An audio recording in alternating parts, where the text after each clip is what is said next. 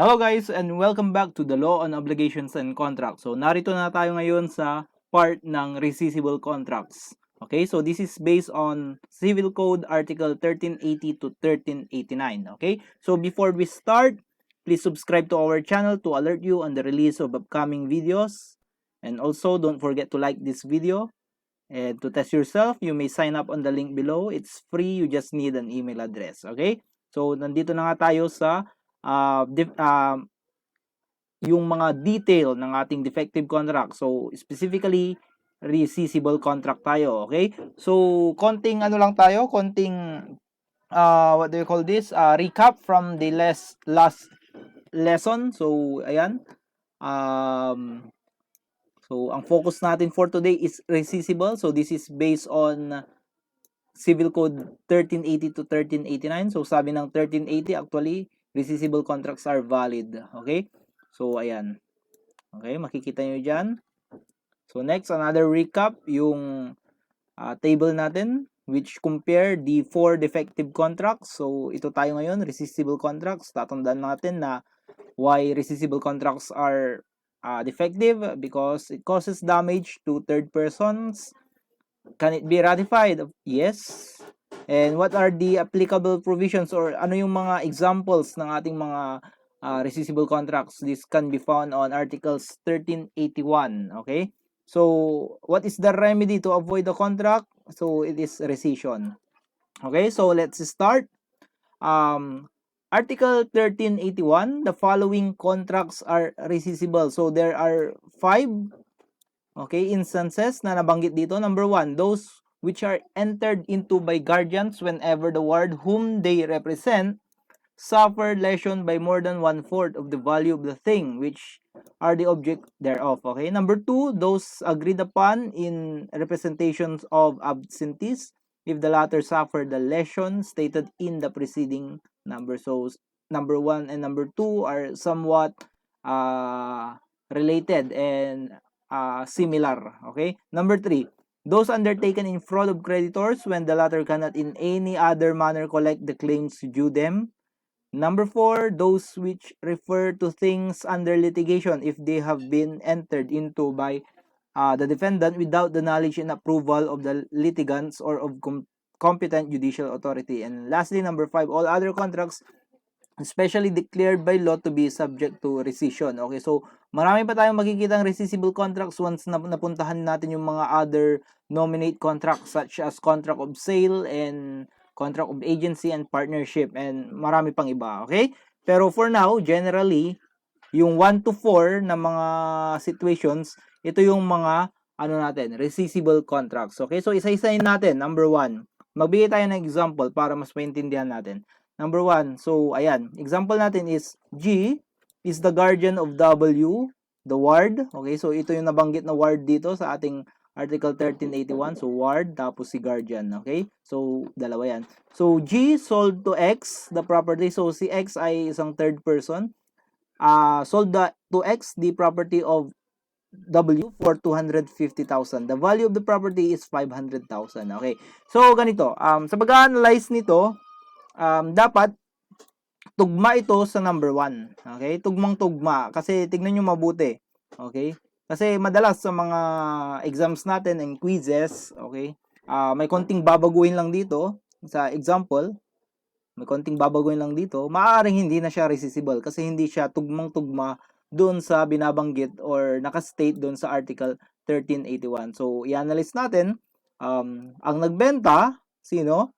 Si guardian. Okay, si guardian.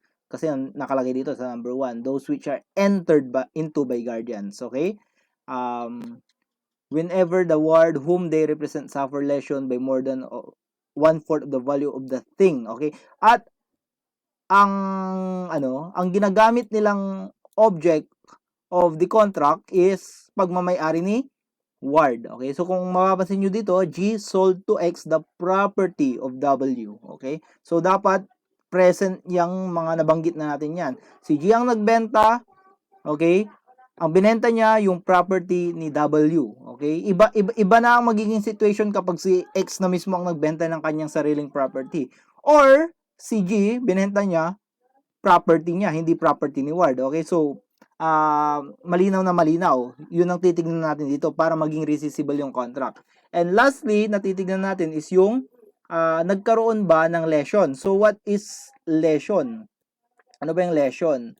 Actually, this is the inadequacy of the cost. Okay? Inadequacy of the cost. So, in this case, the price of the property, which is 250,000.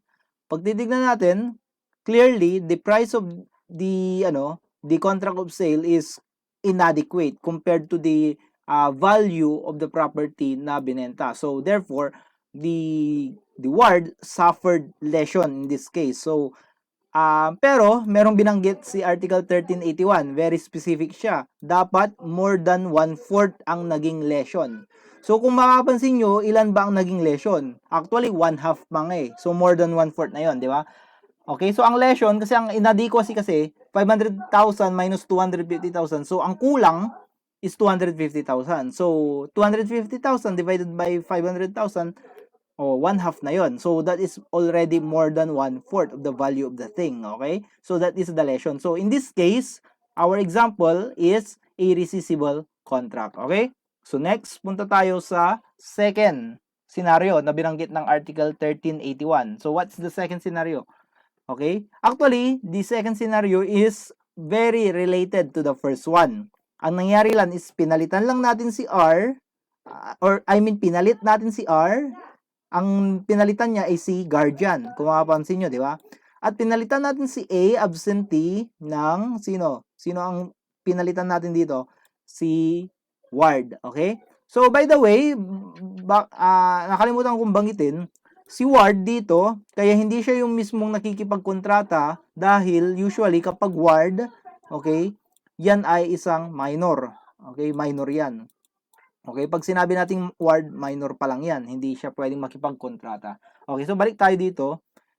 In this case naman, bakit nakikipagkontrata din ay si representative? Kasi A, absentee. Wala siya. Hindi siya present, di ba? Okay, so meaning, yung representative niya ang makikipag-transact ng kung anumang business meron si A. Okay, so in this case, binenta ni R yung property ni A kay X. At kung mapapansin nyo, nag-suffer ulit ng lesion. Okay, so kung mapapansin nyo, very similar lang yung number 2. Okay, so inuulit ko, sa number 2, ang nagbenta yung representative. Ang binenta niya yung property ni absentee. Okay? At nag-suffer si absentee ng more than 1/4. Ganun din, more than 1/4 tong number 2 din. Kasi sabi niya dito, if the latter suffer the lesion stated in the preceding number. Okay, so that is number 1.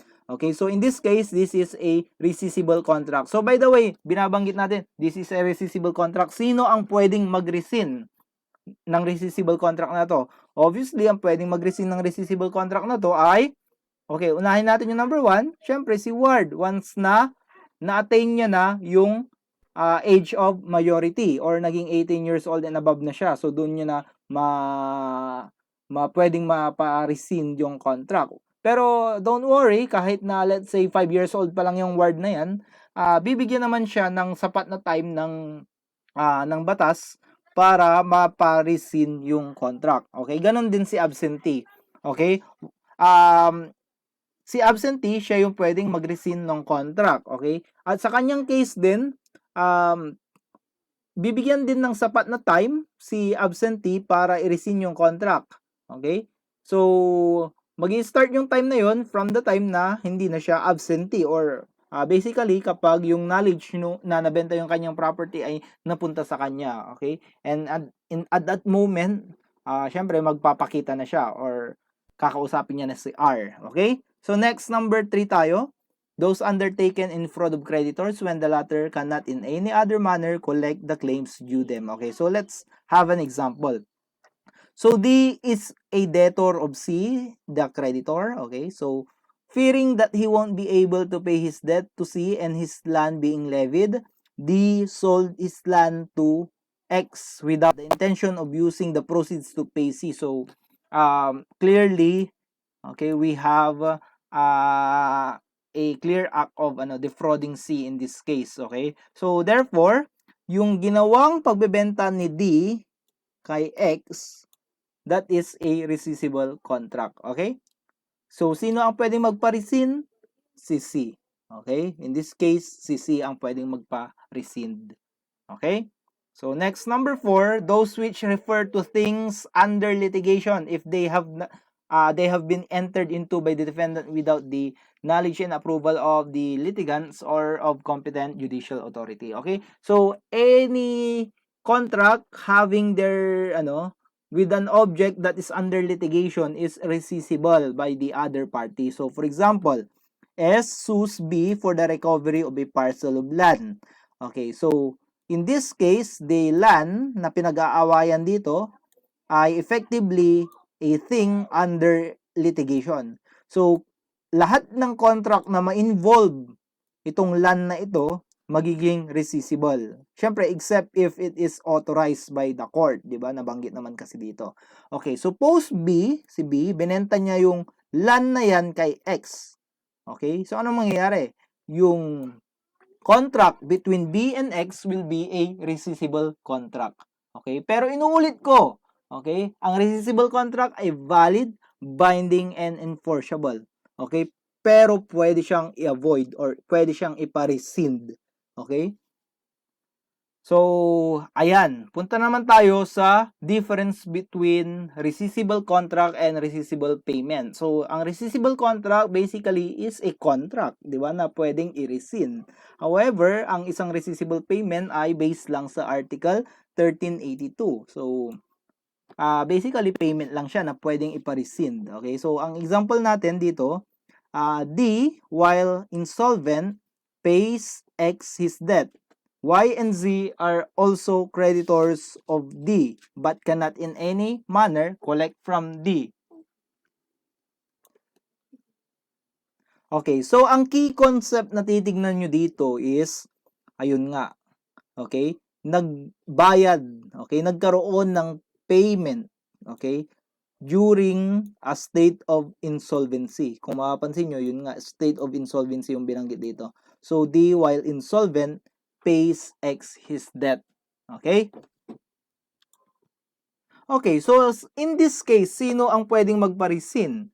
Okay, so malamang-lamang yung mga other creditors ni D kasi hindi lang naman si X yung creditor niya dito. So, ang nangyari dito is, yun nga, insolvent si D, pero binayaran niya yung iisang creditor lang. So, yung mga other creditor, ang mangyayari is mas lalong hindi sila makakasingil. Kasi insolvent na nga, tapos yung mga natitirang pagmamayari niya, ibinayad niya sa isang creditor who is not, let's say, who is not preferred. So, may karapatan yung iba na, oh, bakit ganyan? Okay, so, pupunta sila sa korte, ipaparisin yung contract na yun. So, pwede, okay? So, Y and Z are also creditors of D but cannot in any manner collect from D. So, Y and Z are affected by the contract, okay? Actually, by this payment, specifically kasi rescissible payment ang pinag-uusapan natin. So, yun nga. There's nothing wrong with the payment. However, okay, yun nga. There's nothing wrong with the payment itself.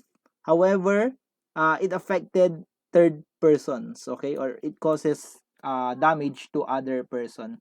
Okay, Y and Z may not, okay, be able to collect in the future if yun nga hindi nila naparisin dito. Okay? So next. Okay, next. So kanina pa natin binabanggit yung word na rescission. So under Article 1383, so sinasabi dito, the action for rescission is subsidiary.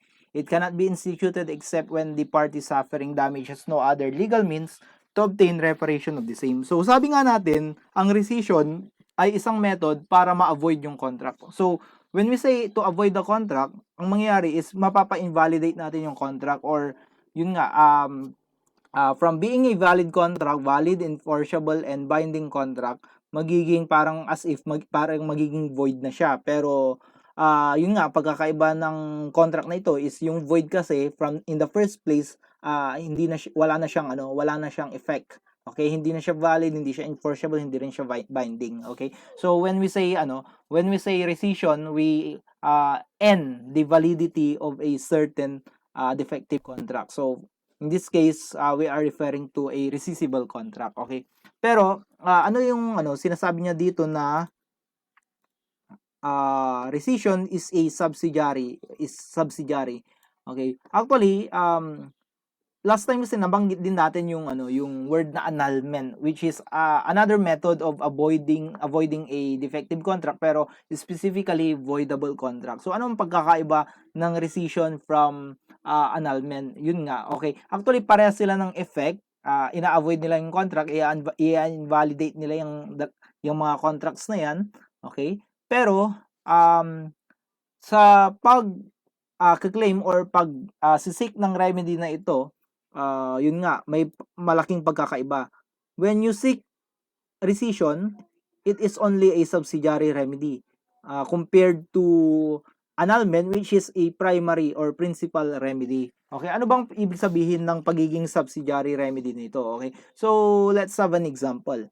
G is the guardian of M. Okay, so itong example natin. A minor with 2 parcels of land valued of 200,000 pesos each. However, binenta ni G yung 2 properties to B for only 200,000. So, supposedly 2 parcels yan times 200,000. So, dapat 400,000 yan in total. Okay, pero binenta niya yung dalawang yan for only 200,000 buo na. Okay, so ang nangyari, nagsuffer ng lesion si ward natin, okay, ng 1/2, di ba? So it is already more than 1/4 of the value of the thing.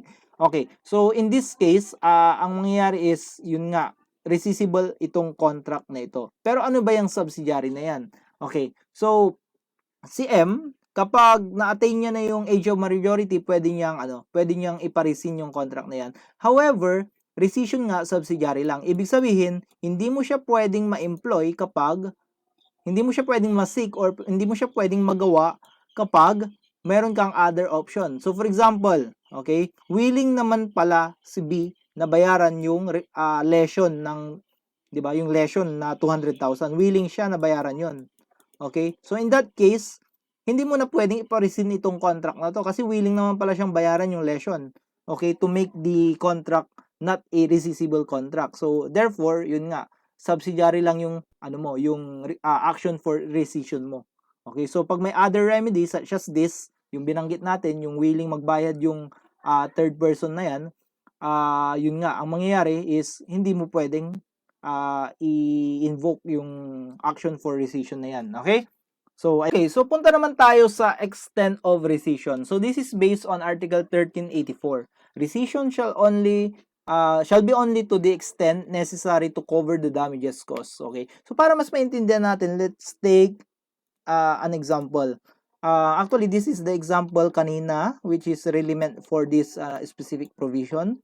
So G is the guardian of M, a minor with 2 parcels of land valued of 200,000 each. So G sold the 2 properties to B for 200,000. So in this case, kung mapapansin nyo, rescissible itong contract na to. Just like as I explained earlier, di ba? Kasi supposedly 2 parcels to times 200,000, so it should have been 400,000, pero binenta niya lang for 200,000. So in this case, ganito. Total yung isang property is worth 200,000. So meaning, kapag ipapa-rescind mo itong specific contract na ito, ang pwede mo lang mapa-rescind ay yung sale nung isang property. Okay, kasi yung isang property okay siya kasi 'di ba? 200,000 mako-cover naman nun yung napagbentahan or yung supposed value nung isang parcel of land, 'di ba? Kasi 200,000 each sila eh. So ibig sabihin kapag nagbayad ng 200,000, okay yung isang parcel of land. However, the other one, yun ang hindi okay. So yun lang ang pwedeng mapa-rescind natin in this case, okay? Meaning, yung sale ng isang parcel of land, valid na yun. Hindi na yun pwedeng maparisin. Kay B na yun. Okay? So, there's no way for M of claiming rescission over that land. Okay? Ang pwede na lang is yung isa. Okay? Kasi doon nag-suffer talaga ng lesion. Actually, doon na natin nilagay lahat. Okay? Na supposedly, di ba, dapat hati sila. Pero, yun nga, sabi dito, to the extent necessary lang to cover the damages caused. Okay? So, kung hindi naman na necessary na pati yung isa pa na paghatian nila, yung isa lang, yung rescission lang nung isang parcel of land in this case. Okay? So that is Article 1384. Okay, so for rescission to be possible, okay. So sabi dito, kailangan kapag nagkakaroon ng rescission, okay, ang main idea dito is kapag nagkakaroon kasi ng rescission as if wala tayong contract, okay? So kung as if wala tayong contract, kung ano man yung mga naibigay natin sa bawat isa, kailangan natin yung ibalik, okay? So yun yung sinasabi dito actually. So rescission creates the obligation to return things which were the object of a contract together with their fruits and the price with its interest. Consequently, it can be carried out only when he who demands rescission can return whatever he may be obliged to restore. Neither shall rescission take place when the things which are the object of the contract are legally in possession of third person who did not act in bad faith. In this case, indemnity for damages may be demanded from the person causing the loss. Okay? So, yun. Kapag magsisig ka ng rescission, be sure, okay, to return whatever you may have received by virtue of the contract, di ba? Kasi required muna yun. Okay? So, ayan, may example ata tayo. So, B asks for the rescission of the sale with S because of breach of warranty against hidden defects. Okay? So, kapag ipapa-rescind mo as a buyer, yung sale na yan, so make sure na kaya mong maibalik yung specific object nung contract of sale na yan dun sa seller. Kasi kung hindi, yun nga, hindi possible ang rescission in that case. Okay?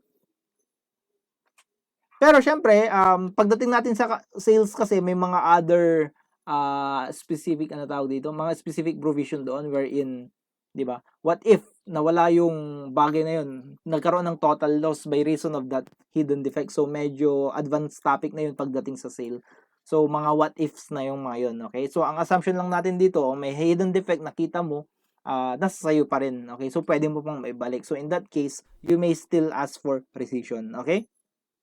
So, rescission not possible for contracts approved by court. So, kapag inaprubahan ng court, so, okay, approve, okay, pwede mo tong gawin, pwede mo tong ibenta, okay, so, wala kang magagawa, hindi magiging rescissible contract na yun kasi inapprovean pala ng court. So, rescission referred to in numbers 1 and 2 of Article 1381 shall not take place with respect to contracts approved by court, okay? So, hindi pwedeng magkaroon ng rescission. So, balikan natin yung number 1 and number 2, yung kapag si guardian, okay, kapag in-approve ni court yung pagbebenta ni guardian ng property ni ward sa ganitong halaga, so hindi yung magiging rescissible. Ganon din dito sa representative and absentee. Okay? So, contracts presumed to be rescissible. Okay? So, what are the contracts presumed to be rescissible? Article 1387, paragraph 1. All contracts by virtue of which the debtor alienates property by gratuitous title, so gratuitous yung contract natin, are presumed to have been entered into fraud of creditors when the donor did not reserve sufficient property to pay all the debts contracted before the donation. And paragraph 2 and 3, so alienations by onerous title naman, so this specific paragraph deals with onerous contracts, are also presumed fraudulent when made by persons against whom judgment has been rendered in any instance or some writ of attachment has been issued. The decision or attachment need not refer to the property alienated and need not have been obtained by the parties seeking rescission. In addition to these presumptions, the design to defraud creditors may be proved in any manner recognized by the law of evidence. Okay? So, example tayo para mas maintindihan natin. So, yung first paragraph muna tayo when we are dealing with gratuitous contract, okay? So, D contracted several debts amounting to 200,000. Also, D has total offset of 300,000. So, kung mapapansin nyo, yung total asset niya, sufficient siya para mabayaran lahat yung utang, which is in total 200,000. Pero one day, D donated to X a property from his total assets worth 170,000. So, pag binawasan natin yung 300,000 ng 170,000, ang matitira na lang ay 130,000. And clearly, a total asset of 130,000 is not sufficient to pay the 200,000 debt. So, in that case, yung donation na ginawa dito ni D kay X ay presumed to be fraudulent. Okay? So, yun, pwedeng iparesin pag eventually napatunayan nga talaga na fraudulent yan, okay, so in fraud of creditors yan. So magfo-fall yun sa third case natin dun sa Article 1381. So magiging rescissible contract yung ginawang donation kay X, okay? So how about when we are dealing with onerous contract? So D contracted several debts amounting to, so still the same, 200,000 with A and B. Also, D has 300,000 total asset composed of a car, land, and a building. Okay, so ayan. For whatever reason, suppose A obtain a writ of attachment on this land. Okay, so siguro hindi makasingil ito si A. Kaya yun, nakapag-obtain siya from the court a writ of attachment on this land specifically.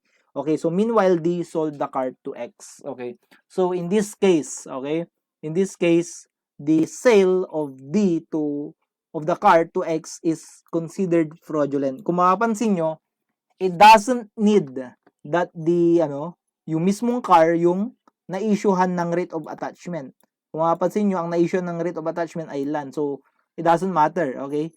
So, yung nabanggit dito doon kanina, di ba? Yung doesn't need, okay?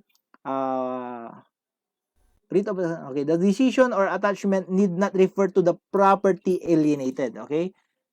And also, okay, pag binalikan natin to, sino ang pwedeng magpa-rescind if ever, okay?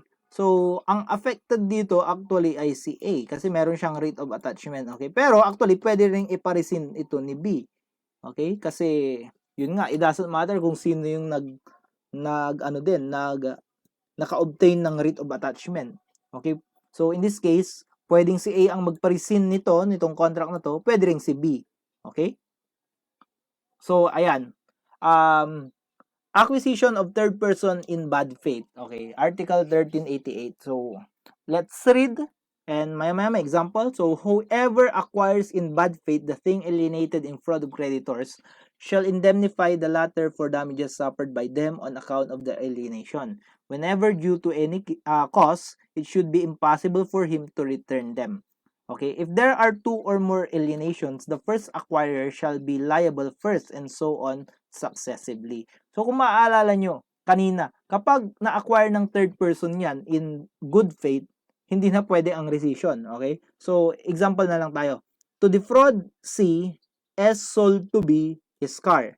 B knows of S purpose. So, in this case, bad faith si B, isang third person. Okay? So, si C ba, pwede niya bang ma-recover yung specific, what do you call this, the car, okay? May balik kay, sino ba yan? Si S, may balik kay S yung car, tapos yung nga, parang mapapawalang bisa yung sale na ginawa ni S with B, okay? Kasi magiging rescissible contract siya. Okay, kasi in bad faith siya, okay? So, pwedeng maparesin yung specific contract na ito. Pero kung in good faith si B, itong third person na to, okay? In good faith si B, pero nakalagay kasi dito knows S purpose kaya bad faith. Pero kung in good faith yan si B, there's no way or the contract between S and B is not rescissible. It's perfectly valid. So hindi na pwedeng maparesin yun ni C kasi yun nga, binase natin yun from a previous article na nabasa natin kanina kapag yun nga napunta na sa third person in who acquired that specific property in good faith, hindi na magiging rescissible yung contract natin. Okay? So, ayan. So, another example tayo. Okay? To defraud C, S sold to B his car. B knows S purpose. So, B sold to D. Okay? Bad faith din si D daw. And D sold to E. Good faith naman si E. Okay? So, in this case, ganito. Dahil napunta, in this case, ang unang magiging liable, okay, sabi nung kasi natin, okay, if there are two or more alienations, okay, the first acquirer shall be first liable first and so on successively. Okay, so ang magiging liable muna dito, syempre, okay, syempre yung unang naging bad faith which is si B, okay, at kung hindi natin wala tayong parang kumbaga kasi na-alienate niya na sa sumunod okay, ang susunod na magiging liable ay si D naman. Okay, pero hindi magiging liable si E kasi in good faith siya. Okay? So, what if ganito naman yung situation natin? Okay? So, in this case, inuulit ko yung second situation natin dito, in terms of liability, ang primarily magiging liable ay si B. Okay? Pero, kapag hindi natin ma-recover sa kanya yung specific card na yan, syempre, susunod kay D. Okay? At, syempre, eventually, mapupunta tayo kay kay E, pero, ma-found out natin na in good faith pala siya, so wala na. Okay, hindi natin ma-recover sa kanya kasi in good faith siya. Okay? So, ayun, yun yung second example. Pero in this third example, may pagkakaiba to kasi una pa lang, okay, in good faith si B. Pero yung mga sumunod sa kanya, okay, in bad faith. Okay? So in this case, dito pa lang wala na. Okay? Hindi na pwedeng ma-resin yung contract. Okay? Hindi na pwedeng ma-resin yung contract dito sa third statement or third example natin. Hindi na pwedeng ma-resin ni C yung sale of S ng car kay B. Okay? Kasi si B pala mismo, siya yung unang-unang alienation, okay, or transfer of the car ay good faith. Okay? So in this case, exemption to. Okay? Pero unlike yung number 2 and number 3, pwede pang maparisin yan. Okay? Pwede pang mariparisin yan. Pero ang pagkakaiba ng number 2 kasi, yung rescission, titignan natin, di ba? Titignan natin muna. Una muna kay B, pangalawa kay D, and panghuli si E. Okay? At dahil nung pagpunta natin kay E, we found out that he is in good faith, ang magiging liable na lang ay si B and D. If ever, 'di ba, nag-cause ng damages yung ginawa nilang acts dahil hinayaan nilang ma-alienate papunta sa kamay ng isang good faith na person. Ibig sabihin, hindi na pwedeng ma-recover yung specific na yan. So, yung acts ni B and D, it causes damage. Also, it causes damage to C. Okay? Hindi lang yung act ni C na lang ang nag-cause ng damage ni S, I mean. Kundi yung collective acts ni S, B, and D. Okay? So, sila mananagot kay C. Okay? Kung ano man ang masasuffer na damage ni C. Okay? Pero in the first case, kasi wala pang other involved, si B and S ang magiging liable for this rescissible contract. Okay? So, last topic tayo for this video. So, prescription of rescission. So, magpe-prescribe ba ang rescission? Of course, yes. Pag sinabi nating prescription, yan yung parang kumbaga may time limit ang pagre-rescind ng isang contract. Kung hindi mo siya maparesin kaagad, wala na. Okay? Magiging perfectly valid na yung contract natin. So, the action to claim rescission must commence within 4 years. Okay? 4 years. Malinaw na malinaw. However, syempre may exemption dyan sa 4 years na yan. So, generally 4 years. Pero, ang hindi lang 4 years ay itong mga to. For persons under guardianship and for absentees, the period of 4 years shall begin until the termination of the former's incapacity or until the domicile of the latter is known. So, yun nga, kung binalikan natin yung number 1 and number 2, ito yung guardian ward tapos yung representative absentee. So, in this case, yung number 1, yung sa case ng guardian and ward, mag-uumpisa lang na magbilang yung 4 years from the time na naging 18 years old na si ward. Okay? Para bibigyan siya ng chance para ma-rescind yung contract. Kasi, di ba, paano kung nangyari yung rescissible contract na yan nung 5 years old pa lang si ward, di ba? So, dumaan na ang 4 years, pero hindi pa rin siya 18 years old, hindi pa rin siya pwedeng mag-enter into a contract, hindi niya pa rin pwedeng maparisin, okay? So, magbibilang lang yung 4 years from the time na mag-cease yung kanyang incapacity. And ganun din sa number 2, okay? Siyempre, paano kung hindi niya pa rin alam? Kasi absentee pa rin siya hanggang ngayon, di ba? So, usually, yung 4 years, magbibilang siya from the time, yun nga, na malalaman niya na, yun nga, nagsuffer ng lesson yung ginawang transaction ng kanyang representative with regards to his property. Okay, so yun yung exemption natin dun sa prescription na 4 years. Pero generally, for example, numbers 3 to number 5, yung mga yan ay 4 years from the time the contract is perfected. Okay, so ayan. Okay, so that's it for today. Next video will be voidable contracts. Okay, so Please subscribe to our channel to alert you on the release of upcoming videos, and also don't forget to like this video, and to test yourself, sign up on the link below. Okay, so coming up next will be voidable contracts.